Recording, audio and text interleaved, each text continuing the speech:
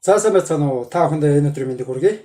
За өнөөдрийн хичээлээр бүгдээрээ wrap text-ээр объекттэй хэрхэн холбох вэ гэдэг InDesign програм дээр wrap text-ийг хэрхэн ашиглах вэ гэдгийг бүгдээрээ үзээд явна. За ингээд бүгдээрээ хичээлд орцгоё. За өмнөх хичээлүүд дээр бүгдээрээ номын тухай гэдэг нэг PDF жижигхэн бүк те жижигхэн гарын алганы загвар гэх юм уу да тийм гаргасан байгаа. За одоо бүгдээрээ энэн дээр wrap text-ийг хэрхэн ашиглах тухай ярилцъя. За тэгэхээр энэ дээр жишээ Eclipse хэлбэрийн frame үүсгэж. За энд нэг хүний нэг юм дугуй дүрстэй зураг оруулах гэж байна гэж бодъё те. За яг энэ текстийн дунд. За ингээд Eclipse энэ дугуй хэлбэртэй, circle хэлбэртэй энэ юугаа сонгочлоо. Дүрсээ. За энэ маань бол ингээд нэг юм sub бэлтжиж байна гэж ойлгох хэрэгтэй те бид нар. Sub бэлтжиж байна. За энэндээ хэдүүлээ яг баг зэргийн stroke өгчөж болох юм. Тойруулаад хүрээ гэсэн үг те. Border.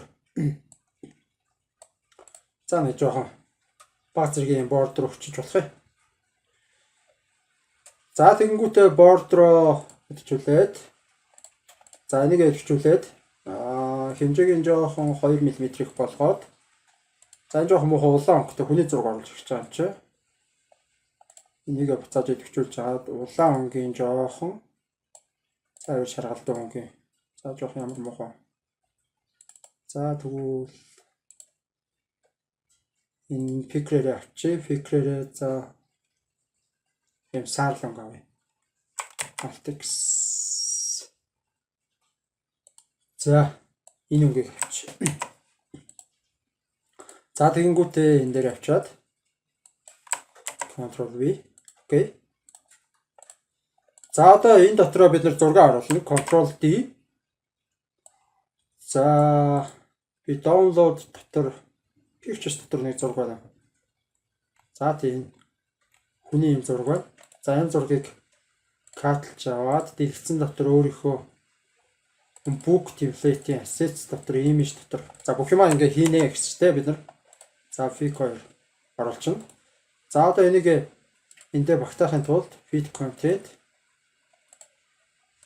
fit frame за ингэх юм бол хоёр дарах юм бол ийм улаан хүрээ гарч ирж байгаа. Энэгээр нь ингээд дээшлүүлж бас доошлуулж болдог байгаа шүү те. Ингээд доошлуулаад за яг ингэсгээ таруулчих. За иймэрхүү байдалтай. За гадаа бороо ороод янз байна.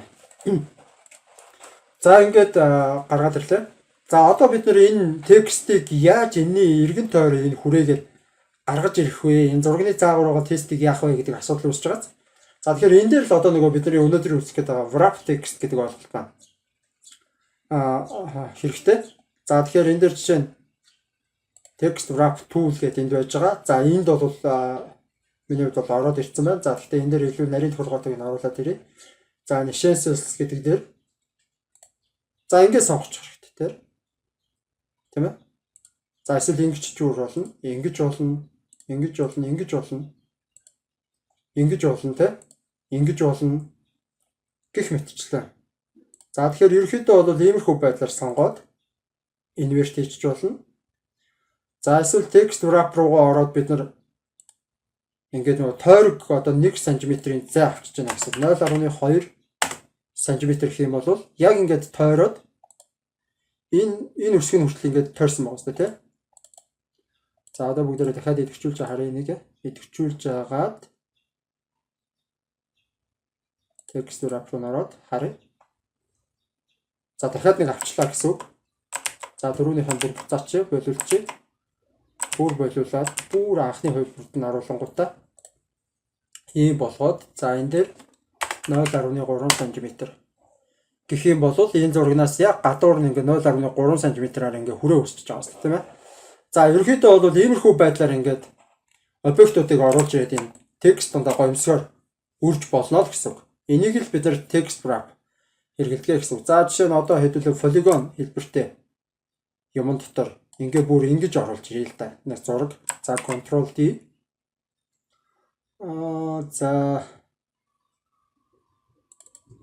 За энэ зураг оруулаад ирээ. За энэ зураг fitting хийгээ fit content. Биш ингээд авчуулахгүй харагдана. За ингээд авчи.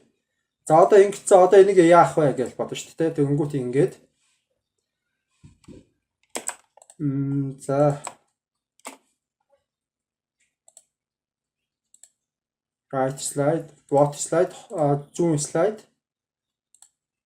За эсвэл ингээд ингээд за энэгээр ингээд сонголтуудыг хийж болно. За яг ингээд энэ ирэмгээр нь ингээд таарах нь бол энэ хоёр дахь сонголт нь тий. За 1 см гэх юм бол арай том болчихно. Тэгэхээр хэдүүлээ 0.2 см гэх юм бол одоо ингээд цэвэрхээ тийм ээ. За яг энэ дунд ингээд ийм зурагтай болчлоо гэсэн үг. За тэгэхээр ерөнхийдөө бол wrap text гэдэг ойлголт маань бол ийм. За тэгэхээр wrap text-ийг бид нар ашиглаад одоо энэ номныхоо интент нь ингээ гоёмсог зургуудыг та бүхэн бас оруулаад үзээрэй. Чимэглэлүүд, айкнууд байдаг юм уу те? Өшөө одоо мэдээлэлтэй холбоотой ууж өгөх, шигтгэж өгөх зургнууд байдаг юм уу? Бүгдийг энэ wrap text-ээр оруулж болно. За тэр байтугай зүгээр л ийм бокс оруулаад за тэн дотроо өөр текст хэдүүлээ бас бичиж болно гэсэн үг. За одоо жишээ нь энэ дээр харъя. За энэ дунд нь ингээ зүгээр шигтгэе маягаар хэдүүлээ. Дөрүүлж дүрс оруулангуудаа энэ дотор нь бичиж болно. Биш. Энэ дүрсээ. За эхлээд ямар ч байсан хэдүүлээ юм шар өнгөтэй болгочих мэдүүлэхийн тулд. За тэгээд энэ дээр нь текст оруулж ирээд бичиж. За ингээд за юу гэдэг шигтгэе ч гэдэм үү те. Эсвэл filter text өгчээ. За тэгэнгүүтээ энийг хүрээг нь яах вэ?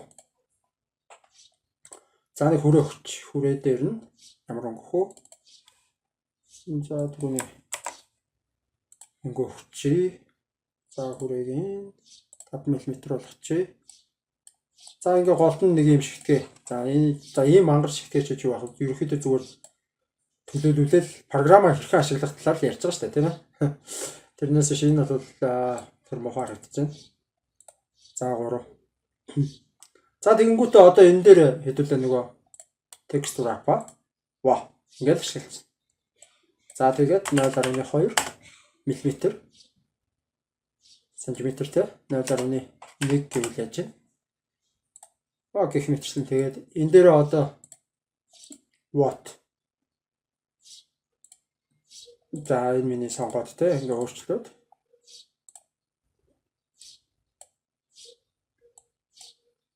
ингээ жоохон өөрхөн болгоод ийм жижигхэн дөрвөлжин тексттэй энэ дундаа те тэгээд энэс өөрөөс нь 0.2 см хэмжээтэй ингээ зайг эргэн тойронд хүрээлж байгаа текст нь авнаа 0.1 гэсэн те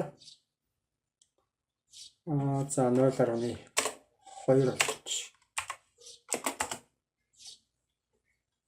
болчих. За иймэрхүү байдлаар wrap text-ийг бид нар ашиглана гэсэн үг. Тэгэхээр төрөл бүрийн объектуудыг оруулаад. За тэгээ магадгүй энэ арийнх нь мангар ногоон фон энэ хэдүүл авчих юм бол ингээ авчиж болно. За тэгээ гоё өнгө оруулаад. Эсвэл энэний ард бас яах вэ? Зураг оруулж болно тийм ээ. Ctrl D. Гэх мэтлээ. За иймэрхүү байдлаар ажилтдаг бахнэ гэсэн үг. За тэгэхээр wrap text та бүхэнд ойлгомжтой байсан гэж найдаж байна. За та бүхэн маань номын тухай гээд хэлсэн энэ зүйлээ сайжруулаад эсвэл өөрснөө барьж авсан шинэ прожект хийх гэж байгаа бол гарын авлах юм уу тийм хүү зүйл хийх гэж байгаа бол тэрэн дээрээ энэ wrap text ашиглаад үзээрэй. За анхаарлаа тулсан та бүхэнд баярлалаа. Дараагийн хичээлээр уулзлаа. Түр баяртай.